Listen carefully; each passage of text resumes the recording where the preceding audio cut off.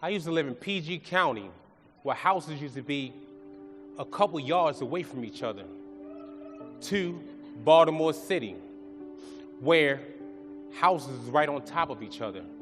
It was a major, major change. I was devastated. But I sat in the U-Haul truck, so upset, tears in my eyes. You know what my father told me? Man up. So I knew that's what I had to do. I stuck my little 12-year-old chest out and man up. My cousin was living directly across the street from me. He was in the streets really, really heavy. So I wanted to follow that lead because I wanted them nice clothes, them nice shoes like I used to have when I used to live in PG County. So my cousin, he was in the streets. He was selling drugs. He was doing all type of negative activity. Before you knew it, 2 years down the line, I ended up being the man. My cousin and his friends started following behind me. So I thought things were so sweet. And then here it come. I do my first bit, that means going to jail. I was 18 years old. So I'm thinking these grown men would start telling me something good to do when I get released. But instead they told me how to sell drugs even better. So when I came home, I'm selling even more drugs because I got a wife and a child. So now I'm not gonna get caught this time. And that's what I did. I did it much better. So I was making a whole lot more money. And my fiance, I ended up marrying her, and we ended up having another child. I had a son, a boy. Oh man, I couldn't wait to have this son. I had a boy, so now I got two precious babies that I'm so proud of back then and still proud of today. But that didn't change my life. It just made me go harder. Now I got a wife, 2 children. So I'm acting like I'm doing it for them, but guess what? I really wasn't doing it for them. I was doing it for my selfish self. 4 or 5 years go down the line, I'm thinking I'm getting away again.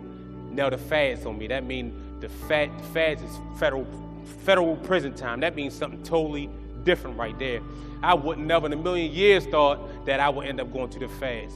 But yes, that's what I did because I was getting a certain amount of money that opened their eyes and said, we got to get him. So they got me, and when I got in that courtroom and they told me 15 years. Yeah, I want y'all to hear this. 15 years. 15 years in federal prison, no joke. I knew it was time to really, really say, oh man, this is crazy right here. I wasn't acting right. I was fighting. I was getting in all types of different altercations. And then something changed my life. A motivator speaker came in and was like, y'all don't have to act like this is jail. Act like this is a higher learning experience for you. Don't sit here and weep off the things that you've done to put yourself in jail. Try to turn yourself around and be a better man.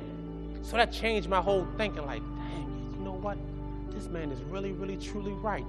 I already had a business mind, so I started working out every day. I started reading all types of books. I started believing in God more, for sure, believing in God more. Reading the Bible, I'm reading the Quran, reading everything that I can do to make me into a better person. So I came home May 22nd, and I started getting my life together immediately.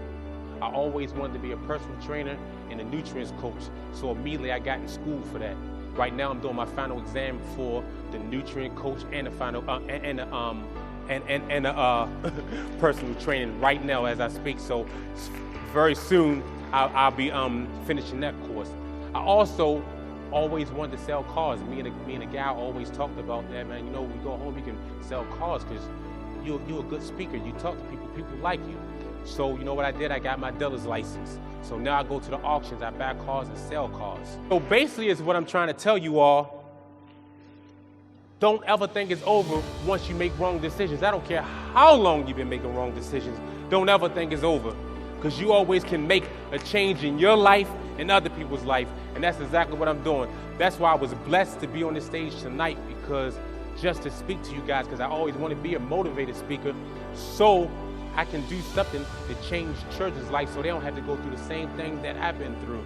So basically, this is my West Side story, and I hope with the things that I said, if there's any kids out there or anybody going down the wrong path, I hope that can change their life. Thank you.